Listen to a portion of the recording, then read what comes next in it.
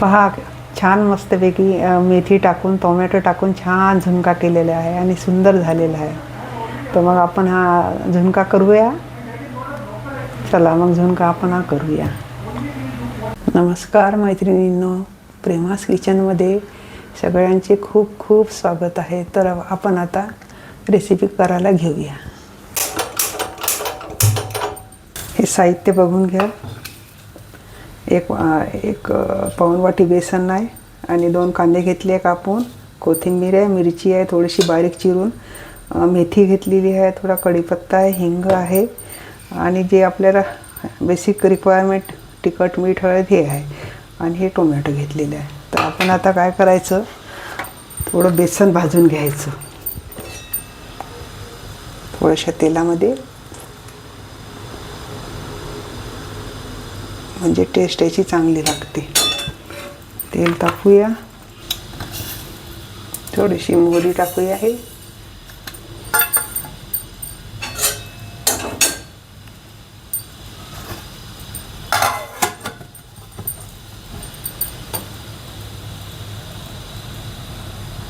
आणि हे थोडंसं जिरं टाकूया.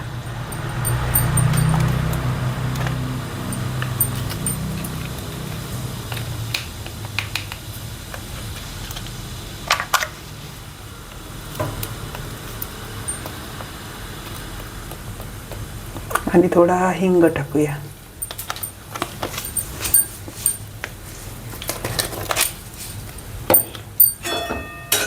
आणि आता हे बेसन भाजायला घेऊया.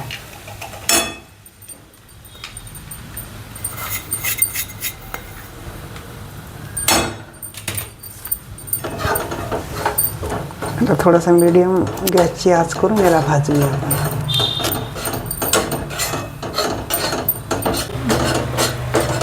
आता सुगंध सुटलेला आहे, आपलं बेसन झालेलं आहे भाजून, याला काढून घेऊया.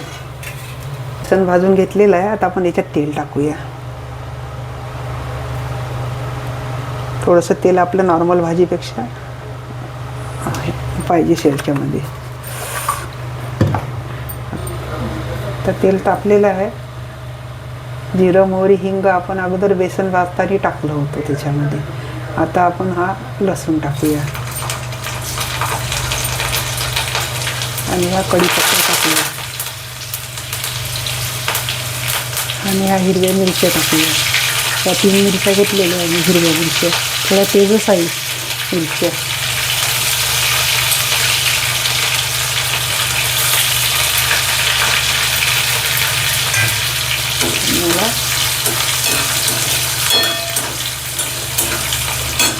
आता हा कांदा टाकूया आपण. लसूण झालेला आहे ना, तर आता हा कांदा टाकूया.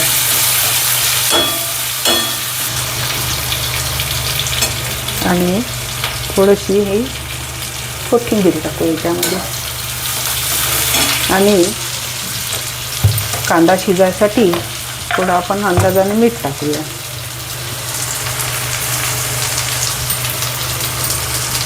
म्हणजे कांदा लवकर शिजून जातो.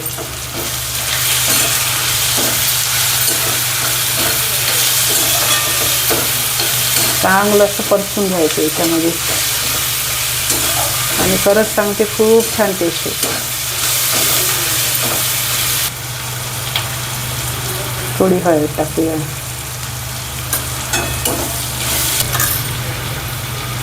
आणि हे धण्याची पूड टाकूया थोडीशी. लाल मिरची पावडर टाकूया.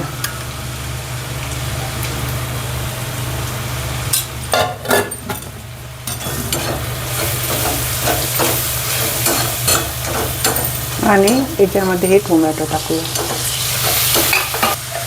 आणि आपण याच्यात चिरलेली मेथी होती ना बारीक, हे टाकूया आता.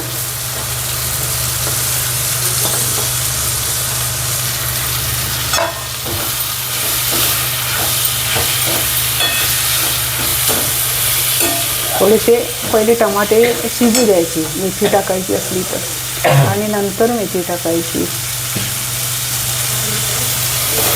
याला आता थोडंसं होऊ द्या, ते 1-2 मिनिट. तर हे आपण आणि तुम्हाला जर असं वाटलं तर चवीपुरतं आपण थोडंसं आमसूल पावडर टाकायचं आणि थोडीशी आमसूल पावडर टाकले म्हणून थोडीशी साखर टाकायची. पण कोणी टोमॅटो टाकले तर टाकत नाही, ती तुमच्या आवडीनिवडीचा प्रश्न आहे. तर मी थोडंसं आमसूल पावडर टाकलं आहे आणि थोडीशी साखर टाकली, खूप नाही टाकली, थोडंसं टाकलं आहे. आता आपण एवढं बेसन घेतलं होतं तर त्याच्या पाणी टाकत आहे मी, थोडंसं कमीच टाकत आहे पाणी.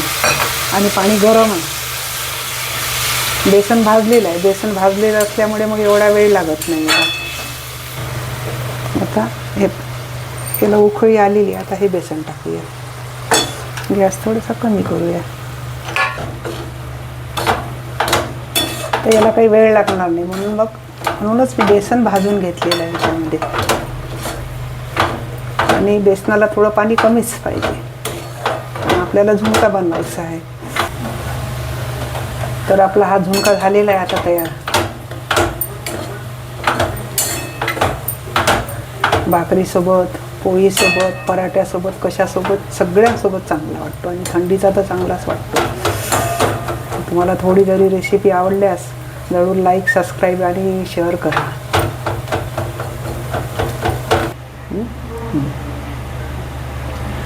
तर हा झुणका पहा किती छान झालेला आहे, खूप सुंदर झालेला आहे आणि त्याची चव पण खूप सुंदर आहे.